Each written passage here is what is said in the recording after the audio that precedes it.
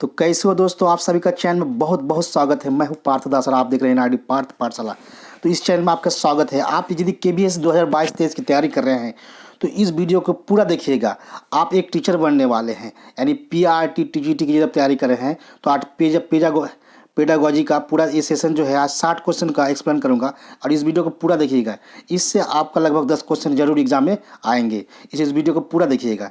तो शुरू करते हैं। सबसे पहले क्वेश्चन जो यहाँ पर 1 नंबर क्वेश्चन है दिया है, निम्नलिखित में से कौन सा कथन वृद्धि की विशेषता का प्रतिनिधित्व नहीं करता है? तो इसका जो राइट आंसर हो जाएगा वो होगा ऑप्शन बी। ऑप्शन बी, यह मापने योग्य नहीं है। यानी जो वृद्धि होती है वो मापन योग्य होती है, मात्रात्मक है ना, होती है। यानी तो इसका राइट आंसर ऑप्शन बी, यानी मापने योग्य नहीं है। ये कथन गलत है, इसलिए इसका प्रतिनिधित्व नहीं करता। वृद्धि की विशेषता का प्रतिनिधित्व नहीं करता, ये स्टेटमेंट बी वाला गलत है। अब अगला क्वेश्चन देखेंगे। इसमें अगला क्वेश्चन है दूसरा, मानव विकास किस पर आधारित है ना, यहाँ दिया ऑप्शन। तो इसका जो राइट आंसर हो जाएंगे ऑप्शन डी। कौन सा हो जाएंगे? ऑप्शन डी, यानी ए और बी। मानव विकास जो होता है वो मात्रात्मक भी होते हैं और गुणात्मक भी होते हैं, इसलिए इसका राइट आंसर ऑप्शन बी हो जाएंगे। Option D, sorry option D हो जाएंगे ना, ए और बी दोनों। अब नेक्स्ट क्वेश्चन देखेंगे। यहाँ पर चलेंगे नेक्स्ट क्वेश्चन, निम्नलिखित में से डॉट, यह खाली जगह है, कि अतिरिक्त सभी वातावरणीय कारक विकास को आकार देते, यानी किसके अतिरिक्त बाकी जो सभी वातावरणीय कारक है विकास को आकार देते, तो वो कौन सा है? तो इसका राइट आंसर हो जाएंगे ऑप्शन डी, यानी शारीरिक गठन। क्या है? शारीरिक गठन के अतिरिक्त सभी वातावरणीय कारक विकास को आकार देता है ना। अब इसका चलेंगे नेक्स्ट क्वेश्चन में, स्टैनले हॉल के अनुसार अधिक तनाव और तूफान की अवस्था क्या है ना।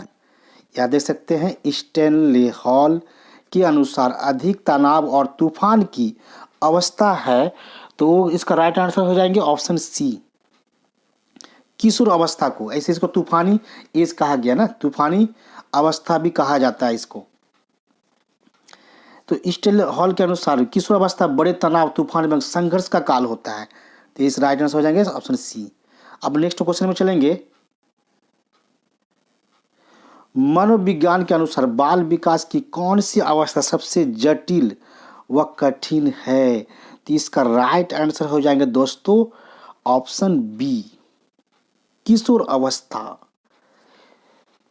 तो किशोर अवस्था बड़े संघर्ष, तनाव, तूफान तथा विरोध की अवस्था है, जबकि इस बात पर मतभेद नहीं हो सकता है कि किशोर अवस्था जीवन का सबसे कठिन काल होता है, इसलिए इसका राइट आंसर है ऑप्शन बी। अब चलेंगे नेक्स्ट क्वेश्चन में, एक व्यक्ति, यहाँ खाली जगह है देख सकते हैं, एक व्यक्ति खाली जगह है यहाँ के दौरान पुरुष या स्त्रीण सामाजिक भूमिका प्राप्त करता है, तो इसका राइट आंसर हो जाएंगे ऑप्शन बी, किशोर अवस्था के दौरान। तो क्या होता है, एक व्यक्ति किशोर अवस्था के दौरान पुरुष या स्त्रीण सामाजिक भूमिका प्राप्त करता है। किशोर अवस्था के दौरान बालकों में सामाजिक भूमिका प्राप्त करने की इच्छा होती है और उसमें पौरुषत्व गुण का विकास हो जाता है। इसी प्रकार किशोर बालिकाओं में स्त्रीण गुणों का विकास हो जाता है, जो उनके व्यवहार में स्पष्ट परिलक्षित होता है, यानी वो विपरीत लिंग की ओर आकर्षित होते हैं। तो ये राइट आंसर हो जाएगा ऑप्शन बी। अब इसका नेक्स्ट क्वेश्चन में चलेंगे,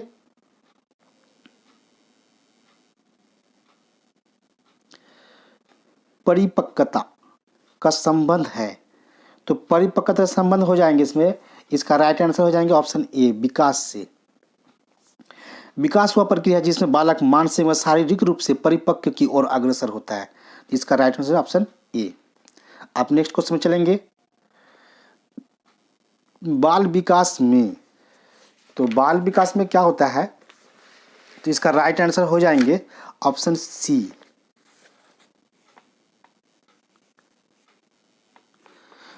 बाल विकास में गर्भावस्था से किशोर अवस्था तक का अध्ययन होता है, तो इसका राइट आंसर ऑप्शन सी। इसके बाद हम चलेंगे नेक्स्ट क्वेश्चन में। नेक्स्ट क्वेश्चन यहाँ देख सकते हैं, एक बालक पहले पूरे हाथ को फिर उंगलियों को तथा फिर हाथ और उंगलियों को एक साथ चलाना सीखता है। यह उदाहरण वृद्धि और विकास के सिद्धांत को दर्शाता है। तो इसका राइट आंसर हो जाएंगे ऑप्शन बी, एकीकरण का सिद्धांत। विकास के एकीकरण सिद्धांत के अनुसार बालक पहले संपूर्ण अंग को और फिर अंग के भागों को चलाना सीखता है, उसके बाद वह उन भागों में एकीकरण करना सीखता है। इसका राइट आंसर ऑप्शन बी। इसके बाद हम नेक्स्ट क्वेश्चन देखेंगे। निम्न में से कौन सा विकास का सिद्धांत नहीं है? तो इसका राइट आंसर हो जाएगा दोस्तों ऑप्शन डी, यानी विकास मशीनी प्रक्रिया है। ये इसका सिद्धांत विकास का सिद्धांत नहीं है दोस्तों। ये जो स्टेटमेंट है डी वाला, ये गलत है,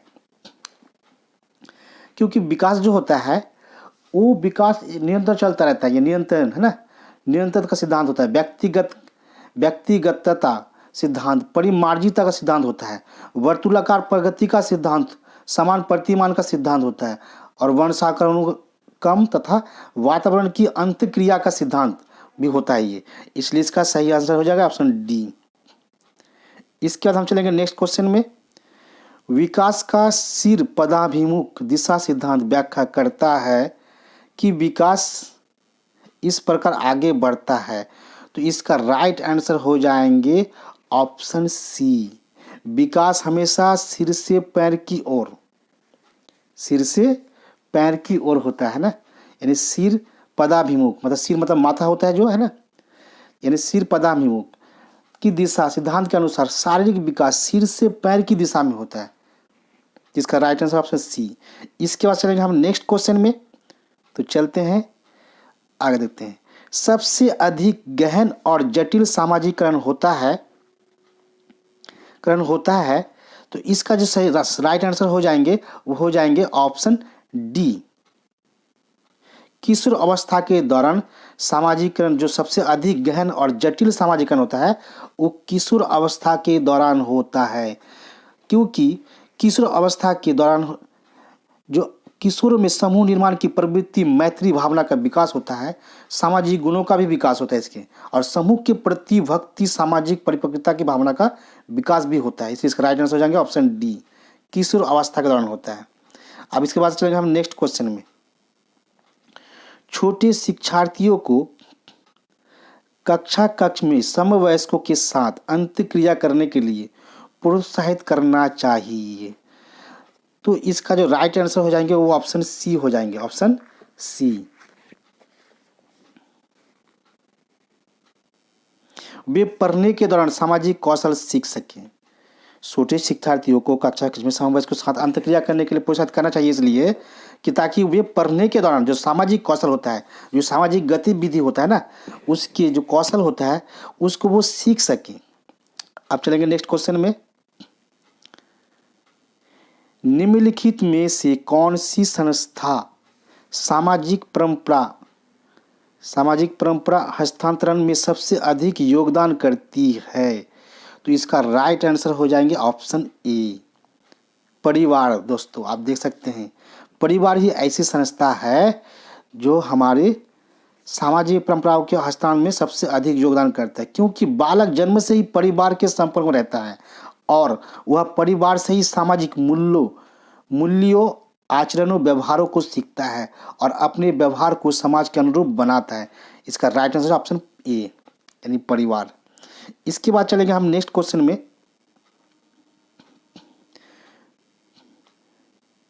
वे माता पिता जो बच्चे को दंडित करने में विश्वास करते हैं किसको दर्शाते हैं? यानी खाली जगह यहाँ पे किसको दर्शाता है ना, जो माता पिता बच्चे को दंडित करते हैं, यानी पनिशमेंट देता है और पनिशमेंट देने में विश्वास रखता है कि पनिशमेंट देने से बच्चे में सही शिक्षा होगा, सही परवरिश होगा, तो ये किसके अंतर्गत आता है?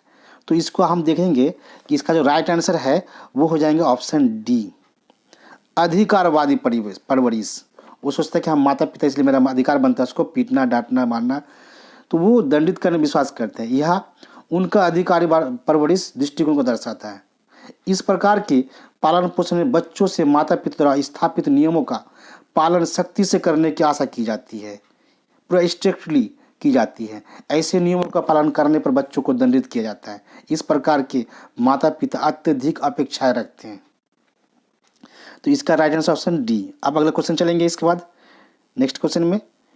पियाजे के अनुसार संज्ञानात्मक विकास की तृतीय अवस्था निम्न में से कौन सा है?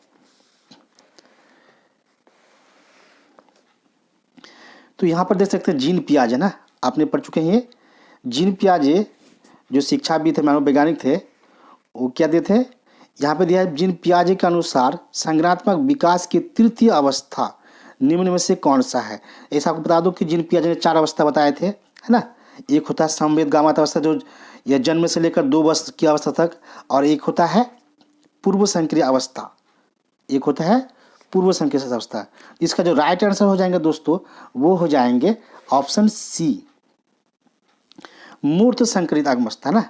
इसका पहला हो गया संवेदगामक अवस्था, और दूसरा हो गया औपचारिक पूर्व संक्रिय अवस्था, और तीसरा हो गया मूर्त संक्रिय अवस्था, और चौथा हो गया औपचारिक संक्रिय अवस्था। यानी तो इसका तीसरा जो है वो सी वाला ऑप्शन सही है, मूर्त संक्रिय अवस्था। ये हो गया, तीसरा हो गया, और जो 1 नंबर वाला है ये हो गया, ये 2 बी का जो है ये दूसरा हो गया, और ये जो ए में है ये चौथा हो गया, और यहाँ पे चौथा में जो दिया है डी में, ये हो गया पहला अवस्था। ये जीन पियाजे के संज्ञानात्मक विकास की अवस्था है। तो इसका राइट आंसर हो जाएंगे, वो हो जाएंगे ऑप्शन सी, तीसरा अवस्था मूर्त संक्रिय अवस्था होती है।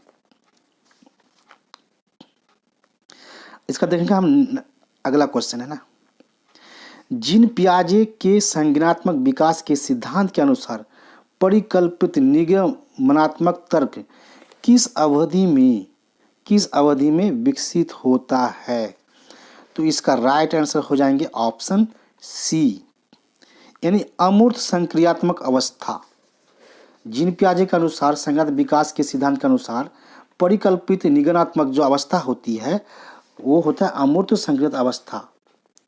अमूर्त संक्रियत अवस्था संज्ञानात्मक विकास की अंतिम अवस्था है, यानी चौथी अवस्था है, जो लगभग 11 वर्ष से लेकर 15 वर्ष, 11 से लेकर यानी 15 वर्ष के आयु वर्ग में होती है। इस अवस्था के दौरान बालक अमूर्त बातों के संबंध में तार्किक चिंतन करने की योग्यता विकसित कर लेता है। अमूर्त का मतलब होता है जो उसके सामने नहीं होते वस्तु, जो वस्तु उसके सामने नहीं होती है और उस वस्तु के बारे में वो चिंतन करता है, उसी को कहा जाता है अमूर्त चिंतन। तो इसका राइट आंसर ऑप्शन सी। अब इसके बाद चलेंगे हम नेक्स्ट क्वेश्चन में। वस्तुओं को क्रम से लगाने की क्षमता बालक में विकसित होती है जब वह, तो इसका राइट आंसर हो जाएंगे ऑप्शन सी। तो वस्तुओं को क्रम से लगाने की क्षमता बालक में विकसित कब होती? जब वह मूर्त क्रिया अवस्था में हो। तो मूर्त क्रिया अवस्था में होती है। तो जो जीन पियाजे के संज्ञानात्मक विकास के सिद्धांत के अनुसार परिकल्पित अवस्था में होती है ना, ये होती है मूर्त क्रिया अवस्था में होती है। इसका राइट आंसर हो जाएगा ऑप्शन सी। इसका चलेंगे हम क्वेश्चन अगला क्वेश्चन में। पियाजे के अनुसार बच्चों का चिंतन वयस्कों से भिन्न होता है, यानी पियाजे के अनुसार बच्चों का चिंतन वयस्कों से, यानी वयस्कों से भिन्न होता है, बजाय किसके बजाय है ना। तो इसका राइट आंसर हो जाएंगे ऑप्शन सी, वयस्कों से प्रकार, किससे? प्रकार और मात्रा की, है ना, बजाय मात्रा की। इसका राइट आंसर हो जाएगा सी, ऑप्शन सी। तो पियाजे के अनुसार बच्चों का चिंतन वयस्कों से प्रकार में भिन्न होता है बजाय मात्रा के, क्योंकि पियाजे द्वारा बताई गई चारों अवस्थाओं में बालक का संज्ञानात्मक विकास क्रम से जटिल होती जाती है। इसका देखेंगे नेक्स्ट क्वेश्चन। तो चलते हैं अगला क्वेश्चन में।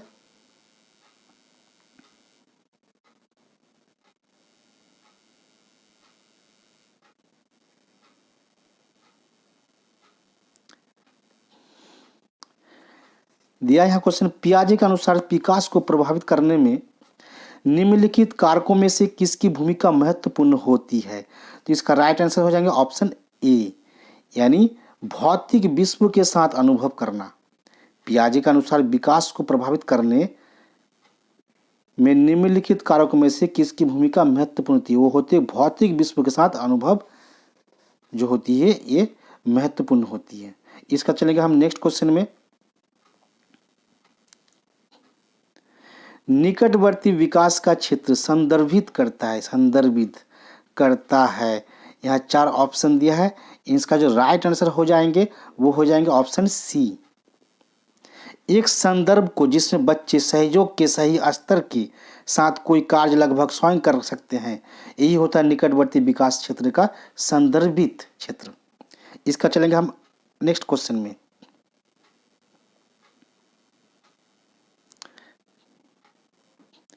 लेब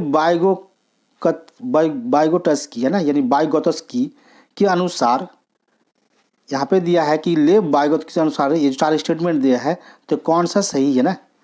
तो इसका जो राइट आंसर हो जाएंगे वो हो जाएंगे ऑप्शन सी। बाइगोटस्की के अनुसार भाषिक विकास मानव चिंतन के स्वभाव को बदल देता है। जो भाषा विकास होता है वो मानव चिंतन स्वभाव को बदल देता है, तो ये इसका राइट आंसर हो जाएंगे ऑप्शन सी। इसके बाद चलेंगे हम नेक्स्ट क्वेश्चन में।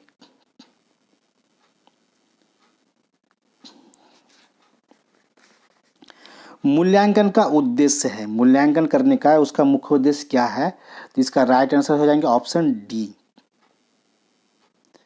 मूल्यांकन का जो उद्देश्य है उत्पादक जीवन जीने के लिए शिक्षा किस सीमा तक तैयार कर पाई है, इसका पुष्टि पोषण प्रदान करना होता है। इसका राइट आंसर ऑप्शन डी हो गया। इसके बाद चलेंगे हम नेक्स्ट क्वेश्चन में।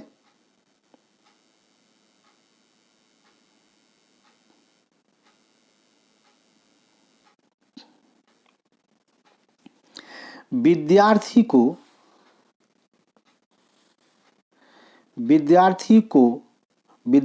की उपलब्धि का मूल्यांकन करने के लिए शालाओं में उपयोग आने वाली विधियां है, तो इसका राइट आंसर हो जाएंगे वो हो जाएंगे ऑप्शन बी। तो विद्यार्थियों की जो उपलब्धि का मूल्यांकन करने के लिए जो शालाओं में प्रयोगशाला में जो उपयोग आने वाली जो विधियां होती है, जो नियम होती है, वो होते परिमाणात्मक एवं गुणात्मक विधि होती है। तो ये राइट आंसर ऑप्शन बी। अब चलेंगे हम नेक्स्ट क्वेश्चन में। बच्चे उसी वातावरण में सीख सकते हैं जहां, तो इसका राइट आंसर हो जाएंगे ऑप्शन ए। उनके अनुभवों एवं भावनाओं को उचित स्थान मिले, यानी बच्चा उसी जगह में ज़्यादा सीखता है जहां वो सोचता है, उसका जो भावना होता है उसके भावना को महत्व दिया जाता है, उसके अनुभव को महत्व दिया जाता है, तो उसी स्थान पर बच्चे ज़्यादा सीख सकते हैं। इसका राइट आंसर ऑप्शन ए। अब चलेंगे हम अगला क्वेश्चन में। इसके बाद शिक्षक द्वारा विकसित पाठ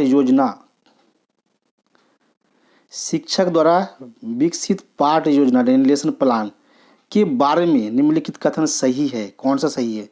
यहाँ पे दिया स्टेटमेंट जो दिया है, यह छात्रों के हित और प्रमुखता को दर्शाता है, यह शिक्षा के शिक्षकों के दर्शन से संबंधित है। तो इसका जो राइट आंसर हो जाएंगे, इसका राइट आंसर ऑप्शन बी, यानी यहाँ पे दिया है 1 और 2 दोनों, यानी ये दोनों स्टेटमेंट सही है। इसका चलेंगे हम नेक्स्ट क्वेश्चन में।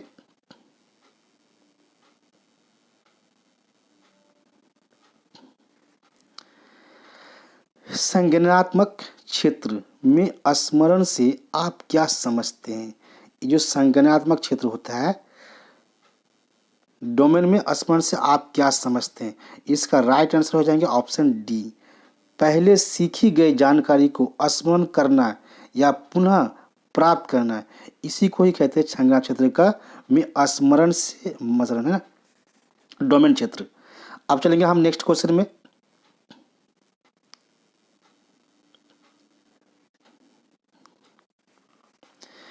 बी.एस. ब्लूम के शैक्षिक उद्देश्यों के वर्गीकरण में निम्न में से कौन ज्ञान क्षेत्र नहीं है? तो इसका राइट आंसर हो जाएंगे ऑप्शन डी, प्रतिक्रियात्मक। तो जो बी.एस. ब्लूम है, तो बी.एस. ब्लूम के शैक्षिक उद्देश्यों को 3 भागों में वर्गीकृत किया गया है। ये 3 भाग है, ज्ञानात्मक क्षेत्र, भावनात्मक क्षेत्र और मनोज्ञात्मक क्षेत्र। तो इस 3 भागों में विभाजित किया गया, इसलिए इसका प्रतिक्रियात्मक जो है वो राइट आंसर है।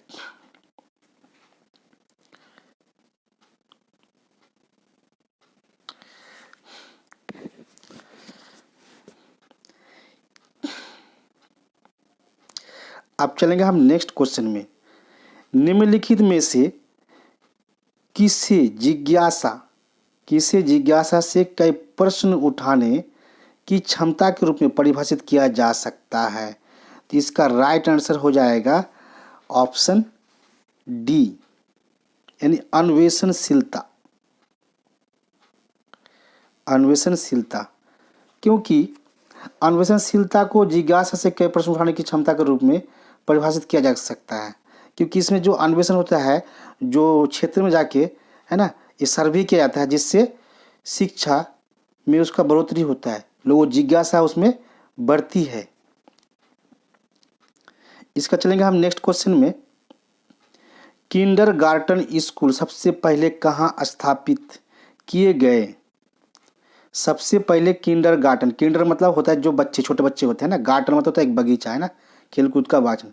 तो किंडरगार्टन यानी बच्चे को जो बगीचा होता है, यानी स्कूल सबसे पहले कहाँ स्थापित किए गए थे? तो इसका जो राइट आंसर हो जाएंगे वो ऑप्शन सी हो जाएंगे, यानी जर्मनी में खोले गए थे। किंडरगार्टन स्कूल सबसे पहले जर्मनी में स्थापित किए गए थे। किंडरगार्टन छोटे बच्चों के लिए शिक्षा का एक रूप है जो घरेलू शिक्षा से बदलकर अधिक औपचारिक स्कूली शिक्षा में संक्रमित हो गया है। तो आप चलेंगे नेक्स्ट क्वेश्चन में। बारीक मोटर कौशल की कठिनाई को किस रूप में जाना जाता है? बारीक मोटर, तो इसका जो राइट आंसर है वो ऑप्शन डी, डिस्प्रैक्सिया। तो इसका राइट आंसर हो जाए डिस्प्रैक्सिया। तो इसमें क्या होता है, बारीक मोटर कौशल की कठिनाई में डिस्प्रैक्सिया के रूप में जाना जाता है, क्योंकि डिस्प्रैक्सिया ग्रस्त बालकों को लिखने एवं चित्र बनाने में कठिनाई होती है। इसके अलावा निम्न प्रकार की अधिगम अक्षमता भी पाई जाती है। अब चलेंगे हम नेक्स्ट क्वेश्चन में। कुपोषण के प्रभाव के बारे में निम्न में से कौन सा कथन सत्य नहीं है? यानी कुपोषण जो होता है बालकों में, तो उसके प्रभाव के बारे में निम्न में से कौन सा कथन सत्य नहीं है? तो इसका राइट आंसर हो जाएंगे ऑप्शन ए। जीवन के बाद के वर्षों में यह मस्तिष्क की कोशिकाओं को प्रभावित करता है। ये कथन सत्य नहीं है, बाकी तीनों कथन सत्य है, यानी बी भी सत्य है, सी भी सत्य है, डी भी सत्य है। ये वाला कथन सत्य नहीं है, इसलिए इसका राइट आंसर हो जाएंगे ऑप्शन ए। अब चलेंगे हम नेक्स्ट क्वेश्चन में।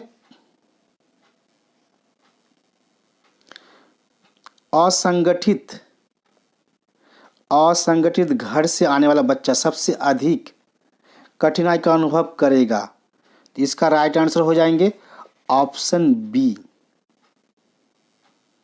स्वतंत्र अध्ययन में उसे बहुत कठिनाई का अनुभव होगा। क्योंकि क्या होता है, इसमें जो असंगठित घर में से आने वाले बच्चे होते हैं उनके वातावरण का प्रभाव अवश्य पड़ता है, जिसमें उनमें अनुशासन एवं आत्मनिर्भरता जैसे गुणों का अभाव पाया जाता है। इन गुणों के अभाव में बालक स्वतंत्र अध्ययन में कठिनाई का अनुभव जरूर करेगा, इसलिए इसका राइट आंसर दोस्तों ऑप्शन बी। अब चलेंगे हम अगला क्वेश्चन में। आप अगला क्वेश्चन देखते हैं, यहाँ पे लिखा है विकास के विभिन्न क्षेत्र, यानी रिक्त स्थान पहले, विकास के विभिन्न पहलुओं में मंदता से जुड़ी है।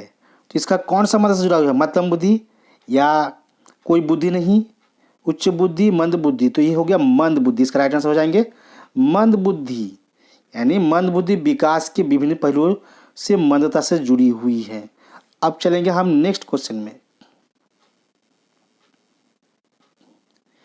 एक बच्चे को कॉपी में लिखने में विपरीत छवियां, दर्पण छवि आदि जैसी, विपरीत छवि यानी उल्टी छवि है ना, दर्पण छवि आदि जैसी गलतियां मिलती हैं। इस प्रकार का बच्चा लक्षण प्रदर्शित कर रहा है कि इस प्रकार का बच्चा होगा जो विपरीत, लिखने में विपरीत, उल्टा लिख देता है ना, दर्पण छवि जैसे आईने में उल्टा दिखाई देता है, यानी बायां हाथ दाएं दिखाई देता है, दाएं हाथ बाएं दिखाई देता है, जैसी गलतियां मिलती है। तो इस प्रकार का बच्चा लक्षण प्रदर्शित कर रहा है किसका कर रहा है? तो इसका राइट आंसर ऑप्शन बी, यानी अधिगम में अशक्तता के लक्षण का प्रदर्शन कर रहा है। अब चलेंगे हम नेक्स्ट क्वेश्चन में। यदि एक बच्चा 16 को 61 लिखता है, 16 को 61 लिखता है तथा बी और डी के मध्य अंतर नहीं कर पाता हो, तो यह किससे प्रेरित होगा? तो इसका राइट आंसर हो जाएंगे ऑप्शन बी, यानी सीखने में ये बच्चा अक्षम है। क्या है? सीखने में अक्षम है। यदि बच्चे की कॉपी में लिखने में विपरीत छवियां, दर्पण छवि आदि जैसी गलतियां मिलती हैं, इसका अर्थ है कि बच्चे में अधिगम अशक्तता संबंधी विकार से बच्चे ग्रसित है। इस विकार को डिस्ग्राफिया विकार कहा जाता है। इसको डिस्ग्राफिया भी विकार कहा जाता है। अब चलेंगे हम नेक्स्ट क्वेश्चन में। गति कौशलों में अधिगम निर्योग्यता कहलाती है, यानी गति कौशलों में अधिगम निर्योग्यता कहलाती है। अधिगम निर्योग्यता क्या कहलाती है? तो इसका राइट आंसर हो जाएंगे ऑप्शन बी, डिस्प्रैक्सिया। तो अधिगम निर्योग्यता डिस्प्रैक्सिया कहलाती है, जो गति कौशल होते हैं। यह एक प्रकार के विकार हैं। इसमें बच्चे गति एवं समय में सामंजस्य स्थापित नहीं कर पाते हैं। यही कारण है कि वे अपनी ओर तेजी से आती हुई गेंद को पकड़ नहीं पाते हैं। एक उदाहरण के तौर पर आप समझ सकते हैं। अब चलेंगे हम नेक्स्ट क्वेश्चन में। निम्नलिखित में से कौन सा व्यवहार बच्चे की अधिगम निर्योग्यता की पहचान करता है? तो इसका राइट आंसर हो जाएगा ऑप्शन सी, शब्दों को सही तरह से ना समझ पाना तथा शब्दों को सही तरह से ना लिख पाना, ये बच्चे की अधिगम निर्योग्यता की पहचान करता है। तो इसका राइट आंसर ऑप्शन सी हो जाएगा। अब चलेंगे हम नेक्स्ट क्वेश्चन में।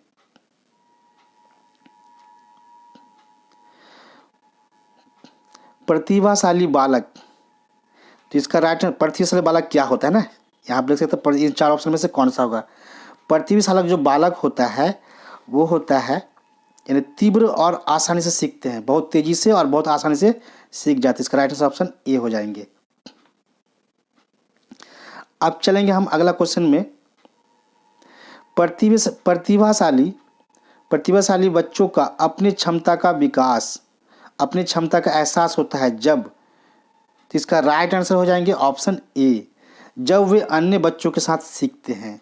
तो जो टैलेंटेड बच्चे होते हैं यानी प्रतिभाशाली जो होते हैं, जो बच्चे बहुत ही टैलेंटेड होते हैं, वो अब अलग बच्चों के साथ जब वो सीखते हैं तो उसको इस बात का एहसास होता है कि हम में कितनी क्षमता है ना, मुझ में कितनी क्षमता है।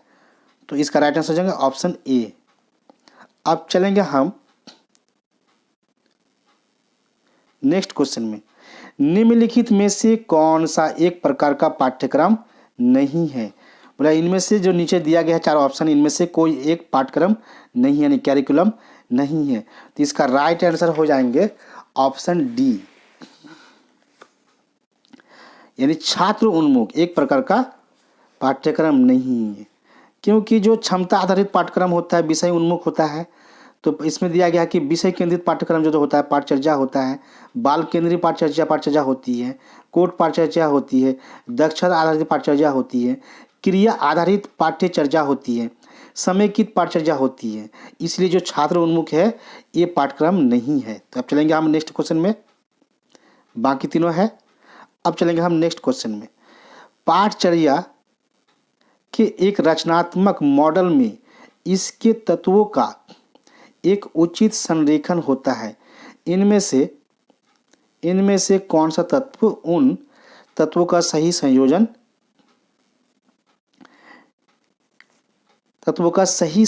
है? सही संयोजन है। इन चारों में से एक सही है ना, जो तो उसको हम बताएंगे। तो इसका जो राइट आंसर है वो ऑप्शन डी है। क्या है? शिक्षण सामग्री, शिक्षण रणनीतियाँ, शिक्षण पर्यावरण। तो इसका राइट आंसर है ऑप्शन डी। अब चलेंगे हम नेक्स्ट क्वेश्चन में।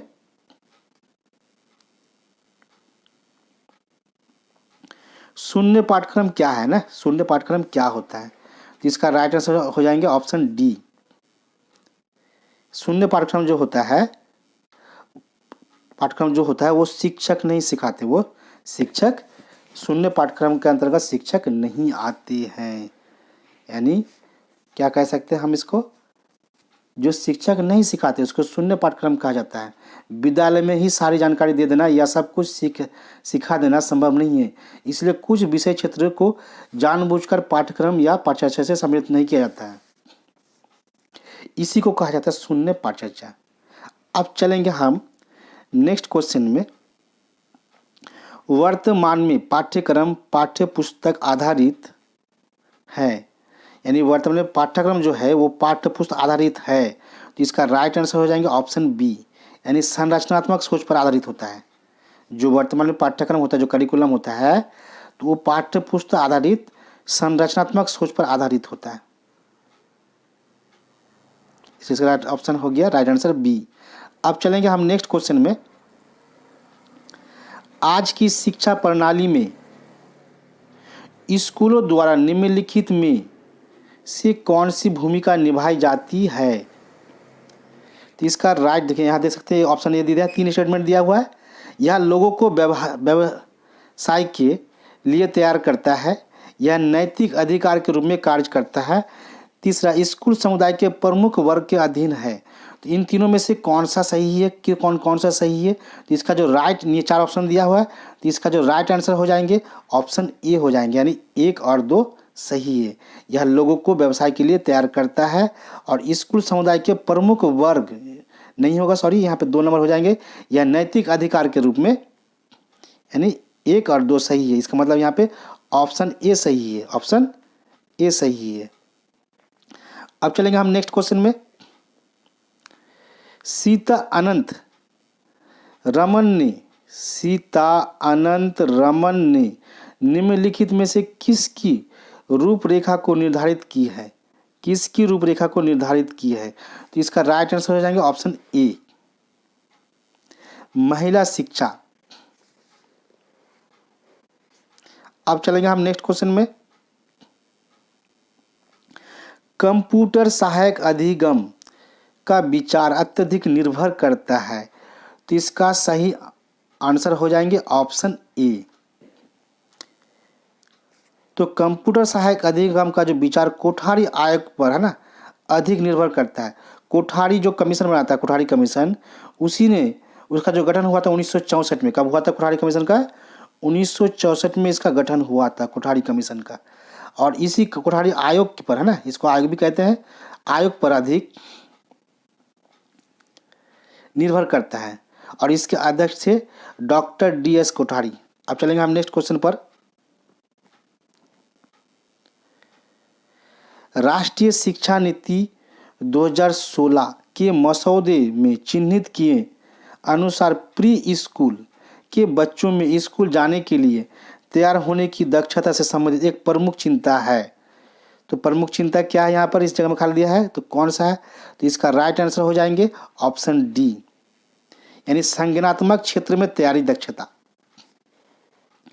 राष्ट्रीय शिक्षा नीति 2016 के अनुसार प्री स्कूल के बच्चों में स्कूल जाने के लिए तैयार होने की दक्षता से संबंधित एक प्रमुख चिंता संज्ञानात्मक क्षेत्र तैयारी दक्षता है, क्योंकि प्री स्कूल में बालक ज्ञान की उस अवस्था को प्राप्त नहीं कर पाता जिसकी उसे उस आयु में आवश्यकता होती है, इसलिए इसका राइट आंसर है ऑप्शन डी। अब चलेंगे हम नेक्स्ट क्वेश्चन में। रामकृष्ण मिशन की स्थापना इन्होंने की, यानी इन 4 जो ऑप्शन है, तो रामकृष्ण मिशन की स्थापना इनमें से किसने की, तो इसका राइट आंसर हो जाएंगे, लोग आपको पता ही है, ऑप्शन बी, यानी स्वामी विवेकानंद ने की थी। रामकृष्ण परमहंस जो थे उसके ये शिष्य थे स्वामी विवेकानंद, है ना, इसी ने किया था। अब चलेंगे हम नेक्स्ट क्वेश्चन पे। प्राचीन काल में औपचारिक शिक्षा का स्वरूप था, प्राचीन काल में औपचारिक शिक्षा का स्वरूप था, कैसा था, तो इसका राइट आंसर हो जाएंगे ऑप्शन डी, यानी धार्मिक भी था, धार्मिक संस्कार, युद्ध कौशल का ज्ञान, मानवीय मूल्यों का संप्रेषण, यानी ये तीनों सही है, इसलिए ऑप्शन डी इसका राइट आंसर हो जाएंगे, ऑप्शन डी। अब चलेंगे हम नेक्स्ट क्वेश्चन में।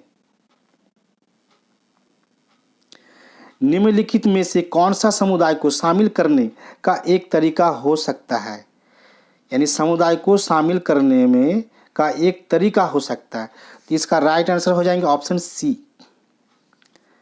ये इसका राइट ऑप्शन सी हो जाएंगे यहाँ पे, ऑप्शन सी। क्योंकि ऑप्शन सी 1 और 2, यहाँ 2 स्टेटमेंट दिया हुआ। समुदाय के प्रतिनिधियों द्वारा उपस्थिति की निगरानी करना, समुदाय के समर्थनों के छात्रों को व्यावसायिक कौशल को सिखाना। इसका मतलब ये दोनों ऑप्शन सही है। इसका राइट आंसर हो जाएंगे ऑप्शन सी। अब चलेंगे हम नेक्स्ट क्वेश्चन में। निम्नलिखित में से कौन सा SMC PTA के प्रमुख कार्यों में से एक है? तो इसका राइट आंसर हो जाएंगे ऑप्शन बी। स्कूल विकास के कार्यान्वयन के पर्यवेक्षण और समर्थन के लिए ये MSC PTA प्रमुख कार्यों में से एक आता है। अब चलेंगे हम नेक्स्ट क्वेश्चन में। निम्नलिखित में से सभी स्कूल प्रशासन में एक शिक्षक की जिम्मेदारियां है अलावा, है ना, अलावा यानी सिवाय, किसके सिवाय? इनमें से जो एक है बाकी सबको छोड़ के, तो किसके सिवाय बाकी, है ना, इसमें एक छोड़ के बाकी 3 सही है। तो इसका राइट आंसर हो जाएंगे, वो हो जाएंगे ऑप्शन ए। आत्म विकास के लिए वित्तीय लाभ सुनिश्चित करने की, यानी निम्नलिखित में सभी स्कूल प्रशासन में एक शिक्षक की जिम्मेदारी होती है आत्म विकास के लिए वित्तीय लाभ सुनिश्चित करने। यानी शिक्षक को ये नहीं होना चाहिए कि वो आत्म विकास के लिए वो वित्तीय लाभ यानी पैसा का उसका सैलरी ज़्यादा होना चाहिए, ये चीज़ नहीं होना चाहिए शिक्षक के अंदर। शिक्षक के अंदर शिक्षा के प्रति समर्पण की भावना होना चाहिए। तो इसका राइट आंसर हो जाएंगे ऑप्शन ए। अब चलेंगे हम नेक्स्ट क्वेश्चन में। पर्यवेक्षक का मूल उद्देश्य है, जो पर्यवेक्षक होता है उसका मूल उद्देश्य क्या है? तो इनमें से इसका राइट आंसर हो जाएंगे ऑप्शन सी। तो पर्यवेक्षक एक प्रक्रिया है जिसमें छात्रों को उनके आवश्यकता अनुसार सीखने, उनकी क्षमताओं को बढ़ाने के लिए उनके ज्ञान और कौशल का सर्वश्रेष्ठ उपयोग करने में मदद की जाती है ताकि वह अपना कार्य अधिक प्रभावी और संतोषजनक ढंग से कर सकें। इसलिए इसका राइट आंसर हो जाएंगे ऑप्शन सी। अब चलेंगे हम नेक्स्ट क्वेश्चन में। स्कूल में शिक्षा के दर्जे का अत्यंत महत्वपूर्ण मापक क्या होता है? तो इसका राइट आंसर हो जाएंगे ऑप्शन डी, विद्यार्थियों का उपलब्धि स्तर। स्कूल का जो शिक्षा के दर्जे का अत्यंत महत्वपूर्ण मापक स्तर होता है वो विद्यार्थियों का उपलब्धि स्तर है। यानी विद्यार्थियों ने क्या सफलता पाई, है ना। तो इसका राइट आंसर हो गया ई, ऑप्शन डी। स्कूल में शिक्षा के दर्जे का महत्वपूर्ण मापक विद्यार्थियों का उपलब्धि स्तर होता है। विद्यालय में किस स्तर की शिक्षा दी जा रही है, यह शिक्षा विद्यार्थियों के लिए कितनी उपयोगी साबित हो रही है, इसका मापन विद्यार्थियों की उपलब्धि द्वारा किया जा सकता है। इसका राइट आंसर ऑप्शन डी। अब चलेंगे हम नेक्स्ट क्वेश्चन पर। किसी परीक्षण की वैधता विश्वसनीयता के संबंध में निम्नलिखित में से कौन सा कथन सर्वाधिक सही है? यानी इनमें से कौन सा कथन सर्वाधिक सही है, यानी सबसे ज़्यादा ठीक लग रहा है ना। इसका राइट आंसर हो जाएंगे ऑप्शन डी। जब तक कोई परीक्षण विश्वसनीय नहीं होगा वह वैध नहीं होगा। तो इसका राइट आंसर यही ऑप्शन डी हो गया। जब तक कोई परीक्षण विश्वसनीय होगा वह वैध नहीं होगा। यह विश्वसनीयता से अभिप्राय भिन्न भिन्न अवसरों पर विषय द्वारा प्राप्तांकों की एक रूपता से है। यानी जो नंबर पाया जाता है ना, जो मार्क मिलते बच्चे को, इससे ये पता लगता है। इसका राइट आंसर ऑप्शन डी। अब चलेंगे हम अगले क्वेश्चन में। विद्यार्थियों की उत्तर पुस्तिकाओं को जांचते समय अध्यापक को क्या होना चाहिए? तो इसका राइट आंसर हो जाएंगे ऑप्शन सी, वस्तुगत होना चाहिए। जब भी शिक्षक क्या करेंगे, जब भी टीचर जो स्टूडेंट के जो कॉपी को जांचेंगे तो उस वक्त उसको क्या होना चाहिए, वस्तुगत यथातथ होना चाहिए, यानी उससे उस सब्जेक्ट का नॉलेज होना चाहिए। शिक्षार्थी को सबसे देखो जांचते समय अध्यापक को वस्तुगत यथागत होना चाहिए। उन्हें किसी भी प्रकार के पूर्वाग्रह से प्रभावित हुए बिना उत्तर पत्रिका में लिखे गए यथातथ्य के आधार पर आकलन करना चाहिए। अब चलेंगे हम नेक्स्ट क्वेश्चन में। आपकी कक्षा में आपने देखा कि उनके पिछले ज्ञान में अंतर होने के कारण कुछ विद्यार्थियों को एक विषय समझ में नहीं आ रहा है, आप क्या करेंगे? आपने देखा कि उनके पिछले ज्ञान में अंतर होने के कारण कुछ विद्यार्थियों को एक विषय समझ में नहीं आ रहा है, तो आप क्या करेंगे? तो इसका राइट आंसर हो जाएंगे ऑप्शन ए। उनकी सहायता के लिए अतिरिक्त कक्षाओं का आयोजन किया जाएगा, यानी पीछे जो कुछ विषय होते हैं, उस विषय के जो मूल तत्व मूल विषय होते हैं उसको सीखे बिना उसके जो आगे का जो विषय वस्तु होते हैं, जो टॉपिक होते हैं, उसको सीखने में उसको कठिन हो सकता है। इसलिए उसको मूल वस्तु जो छूट गया उसके लिए एक अलग से थोड़ा समय देना होगा टीचर को, और उस चीज़ को पहले सिखाना पड़ेगा, तभी वो आगे की जो है जो बेसिक पहले सिखाना पड़ेगा, फिर उसको एडवांस सीख सकता है। इसका राइट आंसर हो जाएगा ऑप्शन ए। अब चलेंगे हम नेक्स्ट क्वेश्चन पर। तो नेक्स्ट क्वेश्चन यहां पर है,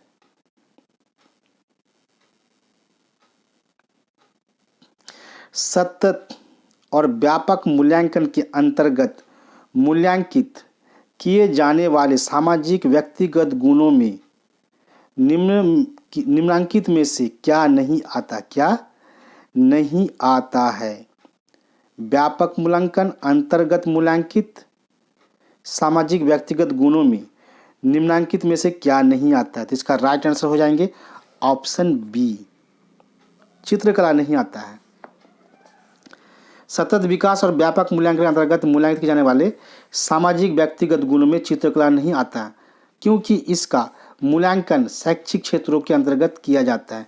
दूसरी ओर स्वच्छता, सहयोग, अनुशासन आदि का मूल्यांकन सामाजिक व्यक्तिगत गुणों के आकलन के अंतर्गत किया जाता है। इसलिए इसका राइट आंसर हो जाएगा ऑप्शन बी। अब चलेंगे हम नेक्स्ट क्वेश्चन पर, यानी इस चैप्टर का, इस सेशन का ये लास्ट क्वेश्चन है।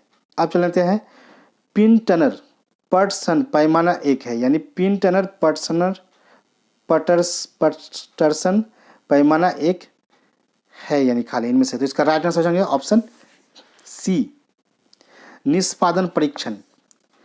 पिन टनर पटर्सन पैमाना एक निष्पादन परीक्षण है जिसमें बधिर, यानी जो सुनने में जिसको कठिनाई होता है, ऐसे बच्चों का या विदेशी व्यक्तियों के खिलाफ पूर्वाग्रह को कम करने के प्रयास में भौतिक सामग्री शामिल की जाती थी।